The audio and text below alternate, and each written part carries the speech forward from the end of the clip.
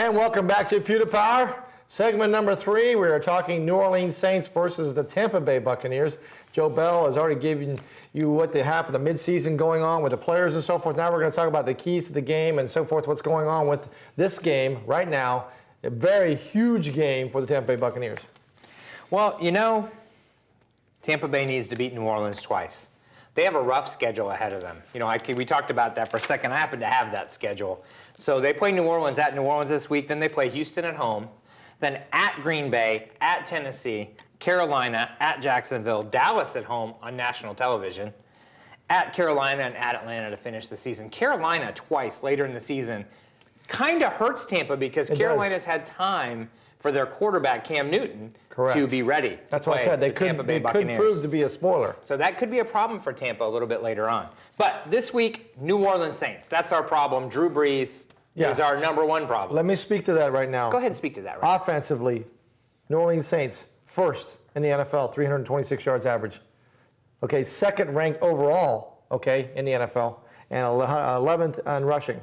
So that's a tough road to hoe. I mean, we know that we shut them down before. They had a good game plan. Raheem Morris and the coach's staff had a great game plan for the first game. Is that going to carry over and they're going to try to do the same thing this game? Well, and my keys kind of are in the same vein as they were the first time we went around against New Orleans, because New Orleans is a pretty cookie-cutter team. They don't run the ball very well. They don't stop the run very well, and they pass better than anybody in the league. Right. Plain and simple, that is the New Orleans Proven Saints. point, yeah. I mean, you can prove it year in and year out, that's how they play. They ever get a defense, that team's going to be impossible to beat. And they haven't been able to do that because they have so much money spent on the offensive players. Right. So, keys to the game. My first key to the game is to establish the running game. Running game is so important against New Orleans because Tampa Bay has to hold on to the football long enough to keep Drew Brees off the field. More importantly, to keep our defense off the field so they don't get wore down too early in the game, because late in the game is when Drew Brees kicks in and ends up winning the game.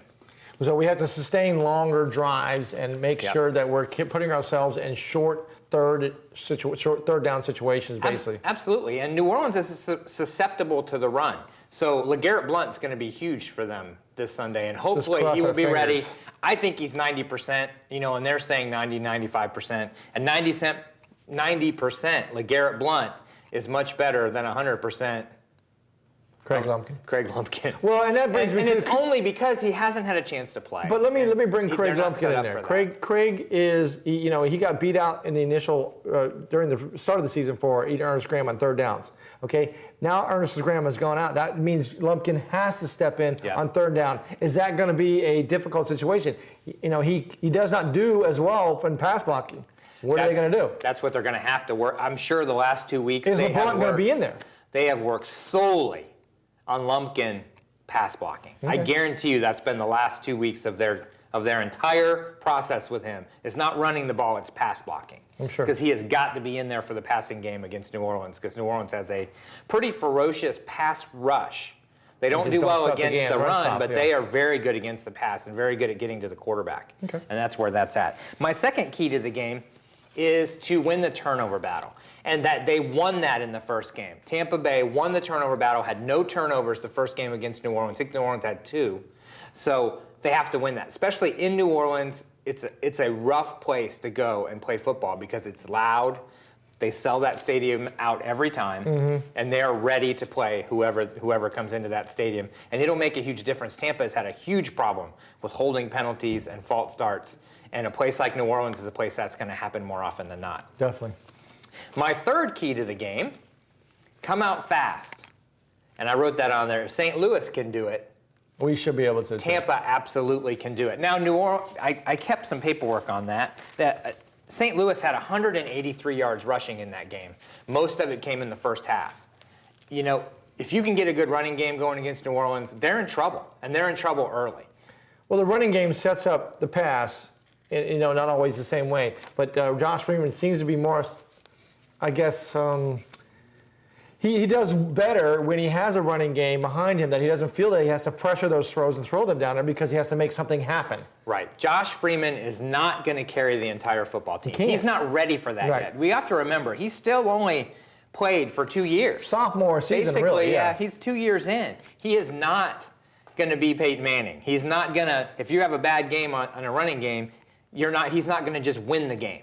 Right. They are going to have to play great defense, solid, no turnovers, try and get some interceptions. Tenar Jackson will be back as well, and that's a big deal for Tampa because roving the middle there against New Orleans is a big, big, big deal with their tight ends and their internal passing game for that Tampa too. They're going to try and get the middle on Tampa. Well, not only that, if you start out fast, you score fast, okay, Yeah. you bring the crowd out of it. Yeah, if we can keep the crowd a little bit out, they're still going to be loud. But if you're down by 14 points early, Right. you're in trouble, especially against New Orleans. Exactly. Because they're going to see blood in the water, and that's going to be the end of that. It really is. I mean, that's right where they're going to be. So, going back through that, LeGarrette Blount is the key to this game. Without question, he has to have a good game this week. And if he can't go the whole game, whoever follows him up better have a good game right behind him. Well, next man up is going to be Madhu. Yeah. And Lumpkin. So I don't know which one they'd let play. We haven't heard much about either player to this point in the last week about which one's gotten more carries behind LeGarrette Blount. All we've heard is Blount's getting better every day and practicing every day. So I think he's going to be ready. They said he probably could have played against Chicago, but they were worried that he could re-injure himself and lose him for the season. Well, I would rather lose one game than lose to him for the entire season. We don't, the Chicago was a game that was a non-division game, so we were trying to win the division. But yeah, have him healthy for the New Orleans Saints. Yeah, we've got the Saints, we've got Green Bay, we've got Dallas, we've got Carolina twice. We've got Tennessee, we've got Houston. We've got a lot of great teams that all have winning records. Carolina is the only team I think we have left that does not have a winning record right now.